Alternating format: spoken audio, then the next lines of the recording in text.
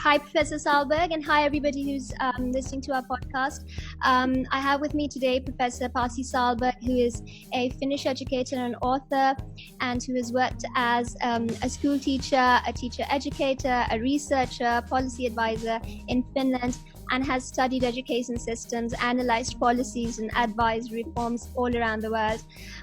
Currently, he is Professor of Education at the University of New South Wales, Sydney, and visiting Professor of Practice at Harvard University. He has held lead positions such as Senior Education Specialist at the World Bank and Director General at Finland's Ministry of Education. And his book, Finnish Lessons, won the 2013 Grawemeyer Award for an idea that has potential to change the world. He is widely considered a leading authority on Finland's educational reform strategy. Thank you for being with us today, Professor Sahlberg, and for giving us some time. How are you doing, and how are things faring on your side of the world with the current COVID crisis? Well, first of all, thank you very much, Alia, for inviting me to your program. I'm doing relatively well here in Sydney, Australia. We are just having a first week of relaxed closures here in businesses and the society. So I guess people are a little bit more optimistic now than they were a month or two ago. So it's been a hard time, but we are going well. Going well. All right. So I wanted to ask you a little bit about the impact of school closures on primary school students. And that is something that I run a primary school here in Pakistan. And I know that for slightly older students, it is still a little bit easier to make the transition to online learning. But for the younger ones, especially, between, let's say, up till grade 3, I would say, it is something that has been a challenge, and because they are so used to moving around in class and so much of teacher feedback loops within the day. So what do you think you could, what is your advice for parents during this time to develop children's social emotional well-being, as well as at the same time minimize the learning losses or academic losses that might happen? Well, it's a great question, and of course, it's far too early to know exactly how this pandemic and school closures have actually affected children. What we do know is that not all the children experience learning from home and having their schools closed the same ways. There are probably those children who actually find learning from home somehow easier. They may be bullied in school, or they may be kind of afraid of situations where they have to speak in front of the whole class or a teacher. And for those children, they probably find learning more productive and comfortable when they can do that by themselves, and especially if they have their parents helping and supporting. But then we certainly have those children who need school to learn much more than many others, and those are the kids, of course, that we should be particularly worried about. And there may be different reasons. Maybe the home environment is simply not supportive for their learning, or they need their friends and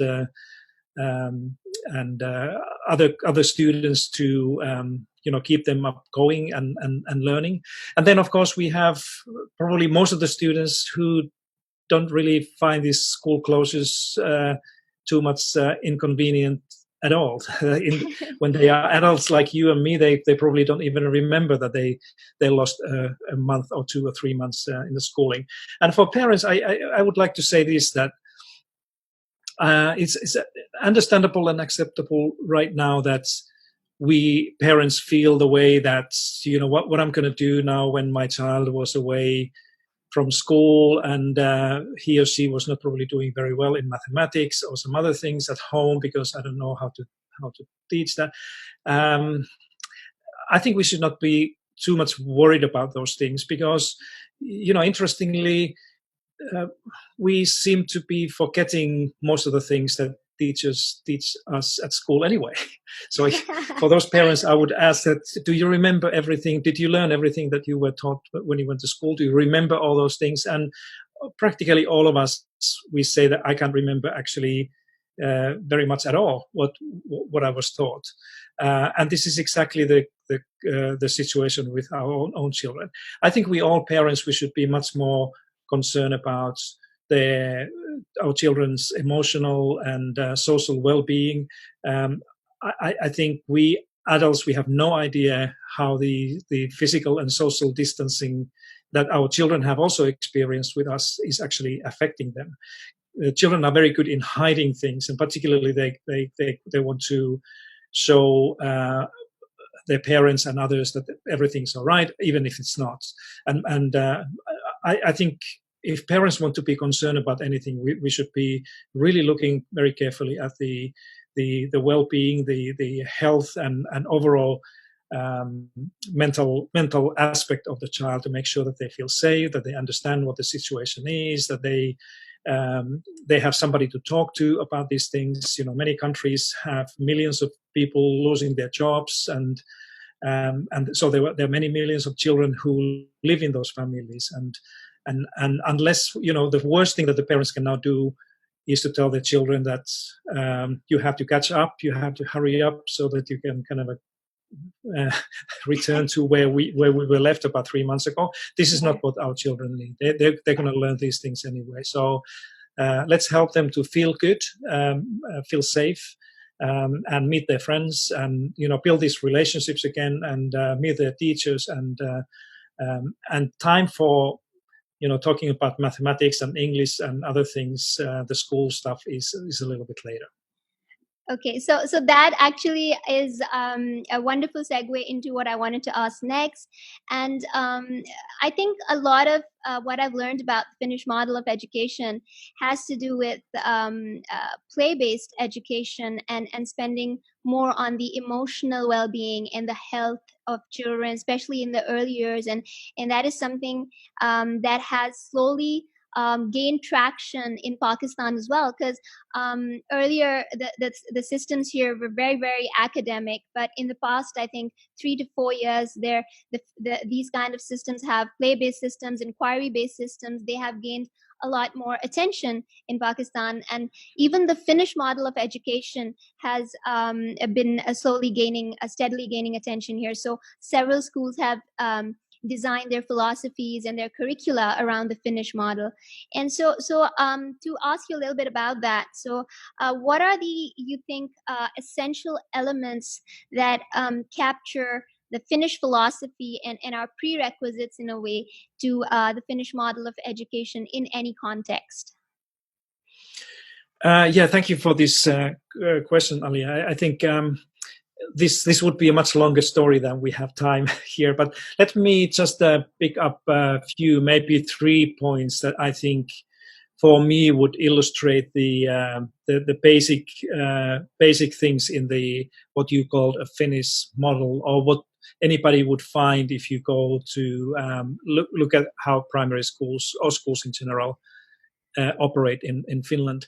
I think the first one really is the kind of a deeply understood and valued principle of equity or inequality within the whole society first, but then in education. That starts from the understanding and acceptance that anyone can learn basically anything if they are provided support and help and opportunities to do that. Only very small number of students actually are able to learn well in the way that schools are normally organized, that we kind of divide different subjects like mathematics and science into 45-minute blocks or 50-minute blocks, and everybody has to learn the same stuff in exactly the same way. And we know that children require different type of help and support in order to be successful. And this equity is really an idea that assumes that that learning outcomes in schools should not be primarily defined by where the children come from. the family background, the parents' education or wealth or other things. And the Finnish model is designed starting from this principle that what the school should look like that would be able to cope and deal with those inequalities and differences that children bring to school when they come from vastly different homes. And in Pakistan, of course, this is a very different situation because of the even more diversity. But even in Finland, we have poor homes and poverty and unemployment and immigration and number of different languages that are spoken at home. So children who come to school today are not the same. They are not starting from the same place. Yeah. But the point in this Finnish model is that the school, rather than kind of assuming that the children have to be ready for school, as the school readiness is often defined. In the Finnish model, the school readiness means that the school has to be ready for different types of children, and the school has to change so that it can support and provide all this necessary help, so that this family background wouldn't determine the success or failure in the school. So this equity is the first one. Then the second one, I think, that is a very important part of the Finnish school model. That is much harder to transport from one country to another, is the widely spread trust within the society. And this trust means, if we put this in the school context, it means that teachers and students and school principals and schools overall do what they do every day, feeling honestly that they are trusted by everybody, trusted by parents, by politicians, by authorities, and everybody. And it's probably a too simple thing to make sense out of this thing. But everybody, you and me, if we are asked to do something and you do that something, knowing that these people who are expecting me to do this thing, they trust that I can make right decisions and judgments regarding how I do this, with whom I do this, or where I do these things, that they let me do this thing based on this trust, that you probably would do this thing much better than if there was somebody controlling all the time and say that now you're going to have 15 minutes to do that, and then I'm going to check that you did it in the right way. And the Finnish system in this trust-based way works exactly like this, that we give teachers and schools freedom and autonomy to do things in the way that they think is the best way to do, and trust that they will do the right things. And even more, within this Finnish model, most of the teachers, I would probably dare to say that all the teachers in Finland allow their children to do what they're supposed to do in the school within this idea of trust, that they trust that the kids are able to kind of get best out of them if they understand why we are doing these things. And of course, the school principals are trusting the teachers. And, this culture of trust in the Finnish model is like an engine. It's like a source of energy and excitement and power that makes people do their best. And I see so many other education systems where, like here, for example, in Australia, where many teachers say that I'm afraid of making a mistake, and that's why I only do things that are kind of certain safe things to do. And if you do all the time things like that you are afraid of doing something because there may be somebody else outside of the school who will come to you and say that you did the wrong thing or you made a mistake or something like this, you never really do anything really good stuff. So that's why the trust is absolutely important thing. And then finally, the third part of this Finnish model that I would like to mention here is what we call the whole child approach. And this whole child approach in Finnish model means that we don't have any subjects or knowledge areas or curriculum in the Finnish school that would be more important than something else. In most education systems in the world right now, give a huge priority to literacy and numeracy and maybe a little bit science. And then there's a big gap between the social sciences and let alone the arts and music and drama that are absolutely useless things in many countries. In fact, whenever you have to make a choice, the things that go out the window first are art and music. And these are the choices that people make if they are crashed for time or if there's some kind of way you have to cover the curriculum really fast, the first thing that Yeah. goes out of the window is the music class or the art class. Yeah.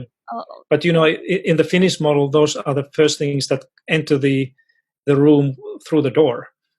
That this is like when things in Finnish model, when the kids are not learning mathematics or reading or science, the response is not to do more mathematics or reading or science, or add more stuff to the curriculum or ask children to do more homework. The response in Finland is to do more music and more arts and more drama and more physical activity, more play, because we understand that the problem with the children's learning in Finland in mathematics and science is not the lack of mathematics and science instruction or curriculum. The problem is that their minds are not really ready to learn those things. And if you want to make those minds more able to actively learn and understand these things, you need to do something else. Music is a great thing to do that, or go outside and play something, and then come back to the math class, and all of a sudden you learn these things. It's not magic. It's a kind of understanding the human nature of learning. And these three things, the equity, trust, and whole child approach, are really the kind of a cornerstones of the Finnish model. There are many others as well, but I would start to think about transforming. If you want to transform your own school, by asking these three questions: what can we do to make these three elements more visible in our daily work in a school? That's beautiful, actually. I mean, equity is also it is something that we struggle a lot with as a country. It is it's a very difficult concept for us to grasp here, and the kind of educational equity that is built into the Finnish model.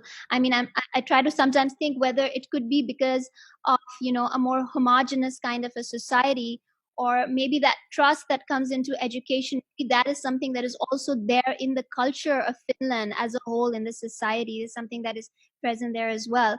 So just to move on to the next question that I had was that I know that the age at which school starts in Finland is kind of older compared to other educational systems that I know of. I mean, yes. Even if I compare it with Pakistan, school starts here at 2 years of age. And that is what our preschool looks like, and then formal schooling starts at 3.5 or so. But as what I understand of Finland, and please correct me if I'm wrong, is that preschool starts at age 6, and then formal schooling starts at 7. So before age 6, before even preschool, that is like a big chunk of years. What are children in Finland doing between, let's say, the ages of 2 and 6, and what are the systems that support them in that early ages? Yeah, I guess about half of the children, when they're very young, they stay home with one of the parents until they are about 3 years old. That's how the society, the system, is supporting mothers and fathers to have an opportunity to stay with their children at home if they want to do that. But then between 3 and 6, about 80% of children go to what we call early childhood education and care. So it's a kind of a combination of education and care that is fully play-based, kind of a free space for children to learn to understand who they are and learn to understand how to be with other people, and learn how to take the responsibility of your own things. That is one of the most important things that our early childhood education and care is trying to provide with all the children, that when they go to this preschool at the age of 6, that you mentioned, that basically all the children will do in Finland, that they would not need to worry about whether they can read or know numbers or other things, but the kids would need to worry much more about, and parents as well, whether the children have learned these kind of a basic things to be responsible for their own things, including learning. That's a very important part of the Finnish early childhood education thing, is that learning is something that you do for yourself. You don't learn mathematics and reading and be good in school for your mother or grandparents or somebody else, for your teacher.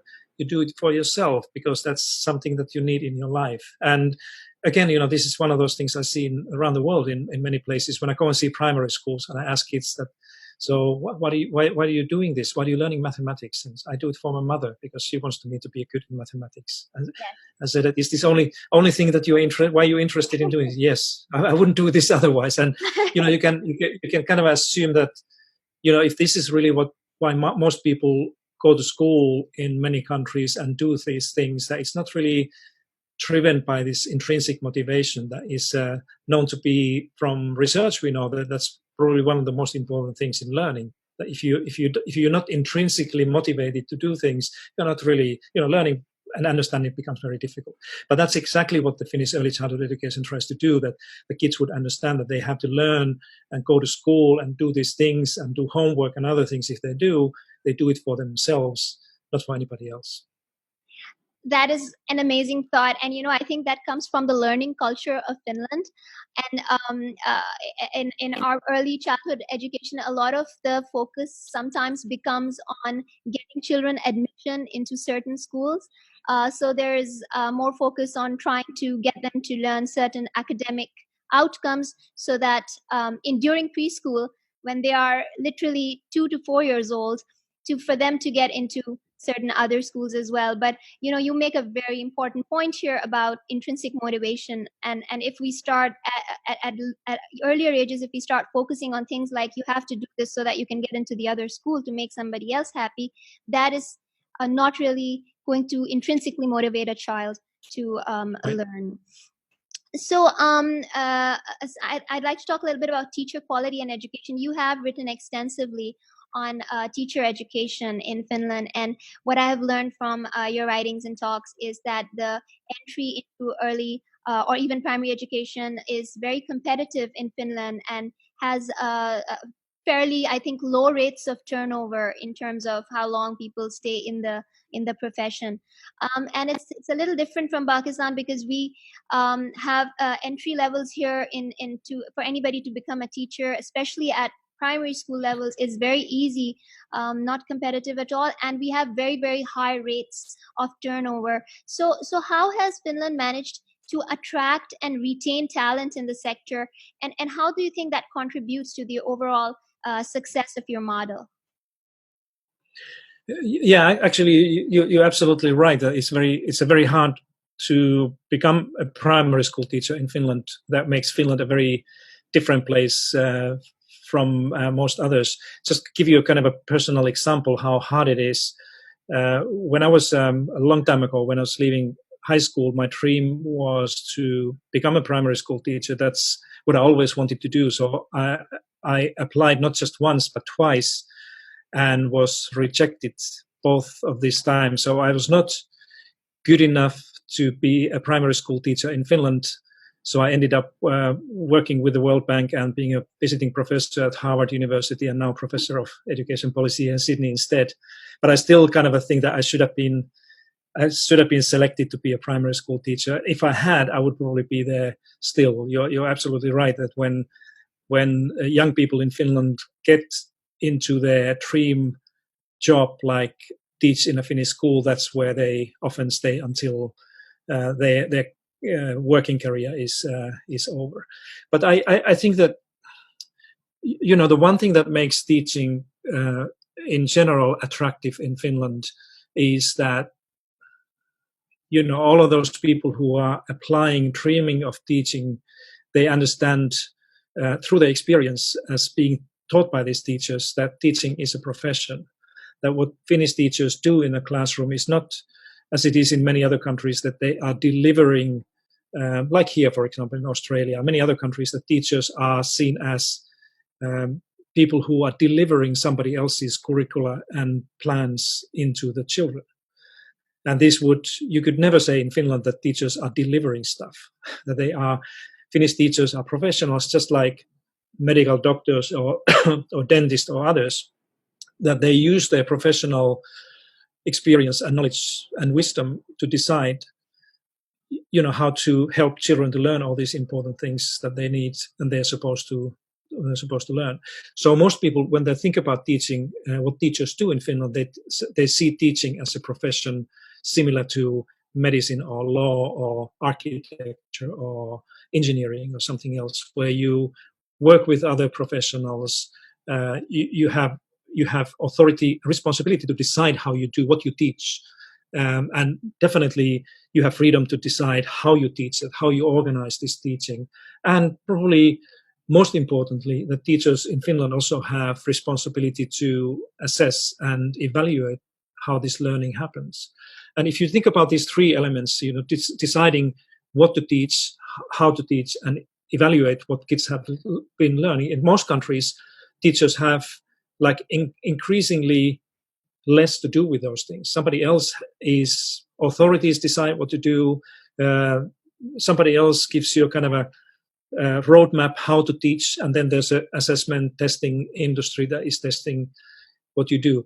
Those things are completely absent in Finland, so the teachers really can use their professional things. And then the other one related to your question is that because of these things, the teacher education in Finland is taking place in research universities, and it's a research-based master's degree level qualification, similar to all these other academic professions I mentioned. So that's why, if you're a smart student, and this is what I hear often, that we need to get the best and the brightest in to teach.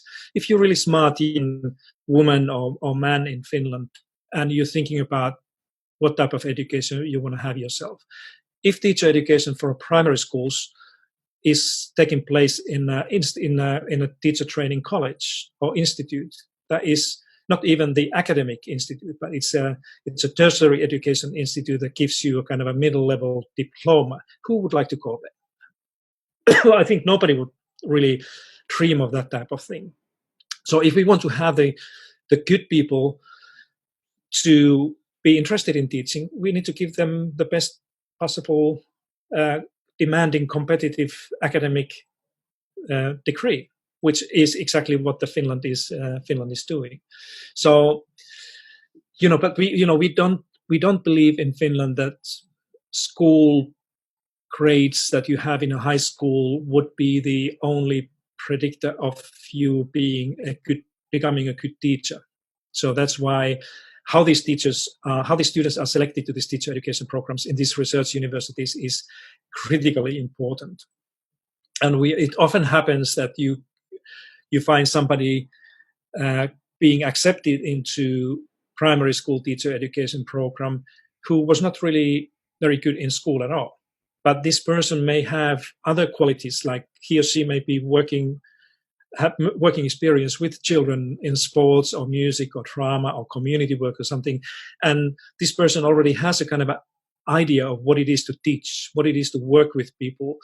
He or she may have a kind of a good skills to how to communicate things to students. And those are often, to me, much more important things to be a good teacher than how much mathematics you know, or how much stuff you have learned in the school. If you cannot communicate those things, or if you don't understand how young children would learn those complex and complicated things that you have learned. So I think we think a little bit differently about not only about the teaching profession, but also teacher education in Finland, and try to find the right people in the relatively small number of people that we have overall in Finland, and then give these right people the best possible training education that we can.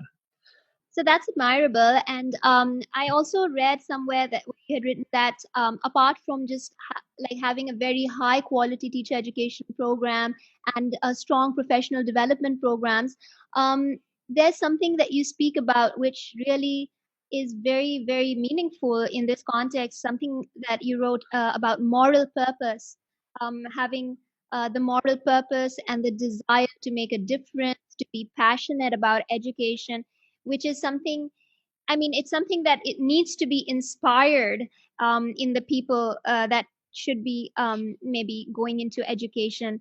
And that is how I think countries or other systems can learn from Finland in terms of elevating the teacher profession. So I know you have a lot of experience with policy as well, and you've seen the role both as an insider and as an outsider as well. You've been a teacher as well, so you know what the classroom is like, and You've given so much advice to others for policy. So what do you recommend as a country with poor public infrastructure, a lack of resources, not a very strong training system? How can Pakistan maybe create a pipeline of highly qualified teachers given our challenges? Are there any policy recommendations or any steps that you can tell us that we can move towards to having a more successful teacher education program?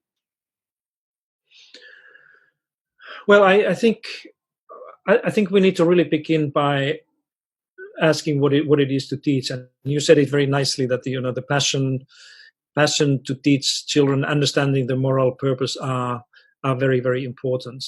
But I think at the same time, what the many of the governments can do to help more young people to see teaching as a good option for their life careers is to truly make sure that the governments are supporting schools, and especially those schools where more disadvantaged children are going to and learning, to make sure that they can do the best they can.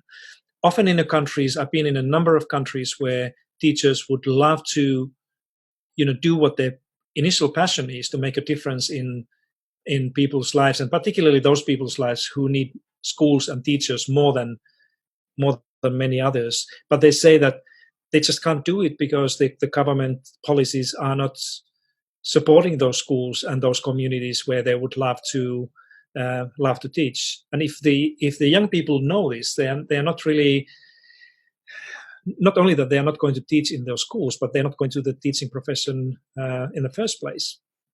Because who would like to do that? That you put yourself in a school or community where you have to fight against all these hardships and problems and difficulties only because of the governments don't understand how important it is to make sure that all these support mechanisms are available there. And so, of course, it's easy to say that, say to the governments that make sure that, all these things are there for teachers and children who need the most help. But it's, in the end, it's as simple like this, that if we don't understand this importance of, again, this goes back to the conversation earlier about equity, that equity is really a driver of excellence as well. And this is what all the international organizations now, including OECD and the World Bank and the UNICEF and everybody is saying this, that unless we fix these inequities and inequalities in our communities and schools, it's very hard. It's going to be very hard to have a kind of a system-wide excellence as an education system. So we will continue keeping the same questions, Alia, that you were asking. What should we do? What the government should do, until we kind of accept that we need to make sure that we do something about these inequalities. That, interestingly, now this coronavirus pandemic has not necessarily created any new inequalities, as I have written elsewhere, but it has poured gasoline on these old ones that these inequalities that we knew were there already before the pandemic have now just become much more concrete and visible for everybody. And if there's anything good coming out of this horrible chaos, health-wise, that we globally have, and financial difficulties, it's this better understanding of this, how important it is that we will finally accept that these inequities and inequalities in many places, certainly in a place like Pakistan, are probably the most urgent things that we need to address as a government and as a community and as a politicians, to make sure that we will now do something about it before another crisis will hit and we will see the same inequalities driving some of these issues that we see in our schools again. Do you feel that maybe the coronavirus has given us a little bit of a breather here, or maybe a level playing field where maybe we can look into how we can improve educational equity in our country, at least in our case? So thank you for giving us your time, Professor Sahlberg. I just have one last question. We spoke a lot about educational equity today, and something I want to know a little bit about is, was when Finland moved towards a more equitable kind of a structure, was that something that was difficult to achieve, or did you face resistance, or was it something that was supported and something that was? I mean, how was the process towards an equitable educational structure? How was that? What was that like? Yeah, first of all, it's a great last question, really, because those people who are listening to this conversation need to know one thing is that Finland is a small country, much, much smaller than Pakistan. And to be a small country often is a good thing, but in many other things, it's a challenge because there are less people who are able to, do good things, or necessary things for the country. So this was exactly the challenge in Finland many years ago, that we understood that we are not many people there, and the only way to be successful as a nation is to make sure that everybody's educated, that we have as many educated people as possible to choose from. So this idea a long time ago that was expressed, that we need to educate every single citizen, young Finnish boy and girl, in the best possible way, to at least to secondary education, and maybe most of them even higher education. Back to your question, this was treated in the similar ways as was the reaction in 1961 when John F. Kennedy was speaking to the nation and said his very famous dream that we need to send the man to the moon and back safely by the end of the decade in the 1960s. And you don't remember that, you were too young, but those people who remember that or have read about it also know that there was a kind of a huge reaction by many people, including the most prominent scientists, saying that we're going to do that. It's a nice idea, but we're going to do it. We don't have the science, and we have never been on the moon, and we don't know what it's like, and probably we don't have resources. We don't know how that could be done possibly. And in Finland, the reaction was a little bit the same, that it's a beautiful idea, but we don't know how to make all the children learn or read and write well or speak another language or many other things. So the reaction was really a kind of yes, it's a nice idea, but we cannot do it because of many things. We don't have money and resources and many other things. But I think that what is common in these two stories here is that if you have a powerful idea, if you have a dream that is really inspiring people, as it inspired the scientists and people in America in the 1960s to really work hard for that and say, let's see if we can do this. And in July 1969, this dream came true in the United States when the man stepped on the moon for the first time. And it's a similar thing in Finland, that we kept on working, particularly our teachers who believed very strongly that all children can learn, that we can educate everyone, but we need to have a different system. We need to have a system that is supporting this idea of educating everybody well. And this system was kind of redesigned and transformed to do that thing. That's why this equity and equality have been driving forces in Finland really since the early 1970s. And when the first OECD PISA study came around in 2000 and results were published in 2001, the world, including Finland, saw that our dream laid out 25 years earlier was fulfilled. That we had a system that basically made everybody, all the children, learn well in the school, regardless where they came from. And the differences between the performance of the students, the 15-year-olds, and particularly the school's performance, was the smallest in the world. It didn't really matter where you go to school in Finland because all the schools were doing a good job because of this. So there was a lot of resistance and a lot of kind of doubts that, we cannot do this. But the story that people can learn from this Finnish case is that, if you have an inspiring dream, if you can engage and empower everybody to work towards this dream, including teachers and parents and politicians and employers and the community, if everybody believes in this, we can do it. And I believe that, fulfilling a dream like this in a country like Pakistan may be difficult, but I would never say that it's impossible if you can find an inspiring dream. But now, unfortunately, many countries don't have this dream, that they say instead that we want to we want to be number 5 or 10 in the OECD PISA study, or we want to close this and that. And the problem is not necessarily that these would be wrong goals, but the problem is that these types of ideas don't empower and include everybody to work for that.